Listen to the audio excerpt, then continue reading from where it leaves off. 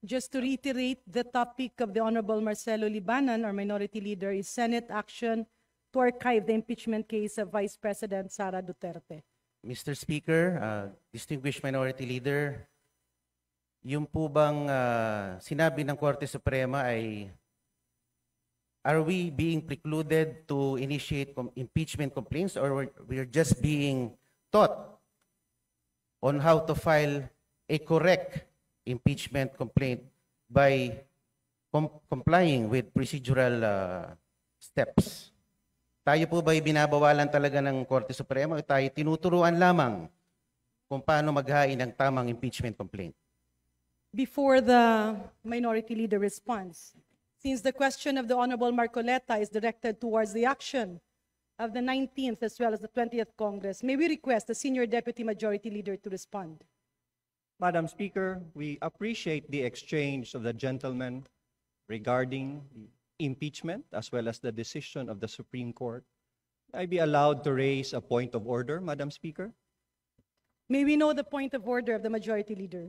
Madam Speaker, the discussion has been towards whether or not the House can exercise certain powers, especially in initiating impeachment complaints. However, may I remind our members that we have a pending motion for reconsideration with the Supreme Court.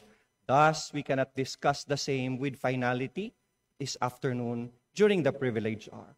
May I request the gentlemen if we can hold further deliberations, heated deliberations in the future, so that we can wait until our motion for reconsideration has been decided with finality by the Supreme Court. What does the Honorable Marcoleta say?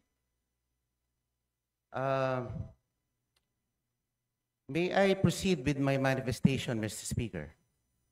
Madam Majority Speaker, Leader. can we let the Honorable Marcoleta finish his manifestation before we proceed to the next speaker to avail of the privilege hour? Thank you, Madam Speaker. Majority Leader, I believe the Honorable Libanan as well as the other members of the House are actually, we have 22 members listed for the privilege hour. That's right, Madam Speaker. So I believe a manifestation can be taken up at the appropriate time once the privilege hour has been closed. Madam Speaker, I have already registered my intention to make a manifestation. Madam Speaker, a manifestation would be in order. Let's allow the Honorable Marcoleta to finish his short manifestation before we conclude the privilege speech and refer the same to the Committee on Rules. The Majority Leader's request is hereby granted. Thank you, Mr. Speaker. Sa pagtatapos po ng 2024, sinabi po ng ating mahal na Pangulo na ang impeachment ay hindi importante. Sabi niya, this does not make any difference to any single Filipino life. So why waste time on it? And despite the admonition of the President, the House, through one-third vote, transmitted the articles of impeachment to the Senate. Why didn't we heed the call of the President? Why did the HRR defy the President's pronouncement? Gusto ko lang pong malaman kung bakit ganon. Parang hindi natin sinusunod ang mga pahayag ng ating Pangulo. Before the Honorable please proceed. Opo. At nung July 25, the Supreme Court, sabi nga nila, inilang dineklara ng articles of impeachment ay unconstitutional at void ab initio.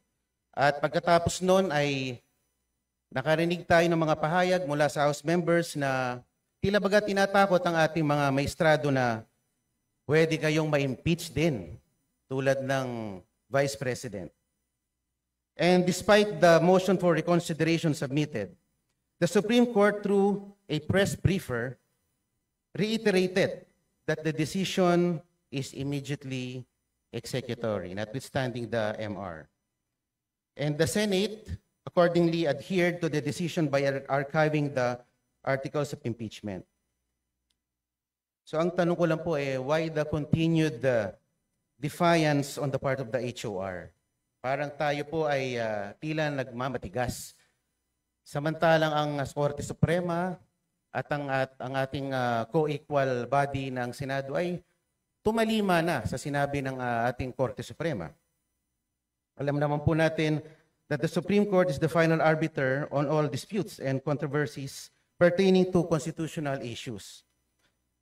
And the decisions released by the Supreme Court form part of our legal framework, form part of our legal system sa ating bansa. Dapat po nating galangin ang ating co-equal branch. Sinabi din po ng Pangulo sa isa sa kanyang mga panayam at huli-huli sa kanyang sona na ang Pilipino ay sawa na sa sobrang pamumulitika. So, buti pa ang ating Pangulo aware dito. At siyempre, kamakailan ay meron pong ibinalita na meron na naman pong Quadcom version 2.0. Alam naman po natin ang Quadcom ay nagagamit bilang political persecution more than a tool for legislation. At pinakita pa nga po ng Quadcom sa kanilang performance last year that it assumed judicial and prosecutorial roles, which is beyond the ambit of its legislative function. Mr. Speaker, the continued defiance of the House of Representatives has been truly remarkable. Sana naman po ay baguhin na natin ang ating estratehiya. Sa akin lang naman po. Dahil ako'y miyembro ng 20th Congress, bakit hindi po natin baguhin or reassess ang ating strategies? Kaysa bumabakbak tayo ng bumabakbak ng ating political adversaries, bakit di na lang po natin galingan? Total, meron naman po tayong 3 taon pa para ipakita na tayo ay mahusay din sa pamamalakad. Ang akin lang naman po, this administration has been characterized by, treating its political adversaries na pag malakas ang kalaban, i-disqualify, i-expel, i-impeach, or i-threaten na i-impeach. Bakit hindi lang naman po natin galingan? Meron pa naman po tayong 3 taon. Baka sakali, matalo natin si VP Sara sa 2028. Maraming salamat po. Madam Speaker, there being no other Madam member Speaker. who wishes to interpolate, I It's move still my time, Mr. Speaker. The Honorable Nonoy Libanan may proceed with his privileged speech. Mr. Speaker, gusto pong magpasalamat sa manifestation, bagamat mahabang manifestation ni Congressman Marcolita. Pero yung sinabi po niya na may defiance ang House, parang narinig ko na may defiance ang House sa Supreme Court ruling. I beg to disagree, Honorable Marcolita, with that statement. Wala pong defiance ang House of Representatives. May motion for reconsideration po tayo. At kung sakali, I don't think ang House ay hindi susunod kung final and executory na ang ruling ng Supreme Court. Pero may oras pa tayo. At ito, ang chamber na ito ay ang precise venue to air our grievances. We represent all the people here, especially we in the minority. Ito yung mga bagay na dapat ilabas po natin dito because this is our constitutional duty. Obligasyon natin proteksyonan ang ating duties and obligations. As a House, obligasyon po natin palakasin ang House of Representatives dahil ito po isa sa matibay na pagbalansin ng power. Kung sobrang tapang ang Supreme Court, sobrang tapang ang Executive at mahina ang House, palagay niyo po ba tatayo ang ating bansa? Kaya lahat po tayo obligasyon patibayin ang kanya-kanyang mga sinumpaang tungkulin. May duties and obligations po tayo. At kahit po masakit, kahit mahirap, kailangan natin ipaglaban ang ating konstitusyon. Yan po ang napakahalaga sa lahat. Maraming salamat po, Madam Speaker. Maraming salamat po sa aking mga kasamahan po. And if I may move, Madam Speaker, I would like to erase from the record the statement of the Honorable Marcoleta that defiance of the House of Representatives. Hindi po tayo nagde-defy. So move, Madam Speaker. There is a motion to delete from the records the statement, "The House is in defiance." Do I hear that right, Minority Leader? So any attribution to the statement of the Honorable Marcoleta stating that the House is in defiance of the Supreme Court ruling is hereby deleted. Majority Leader. Mr. Speaker, I am amenable to substitute the word defiance if the body will so allow. With the permission of the Majority Leader, Madam Speaker.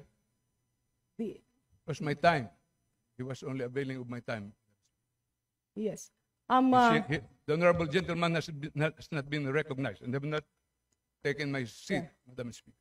For the record, we are in the privilege hour. The Honorable Nonoy Libanan has his time.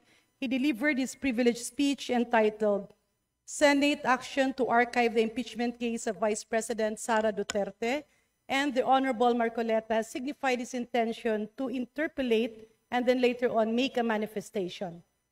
There has been a motion from the Honorable Minority Leader that statements attributing to words such as defiance be deleted from the records.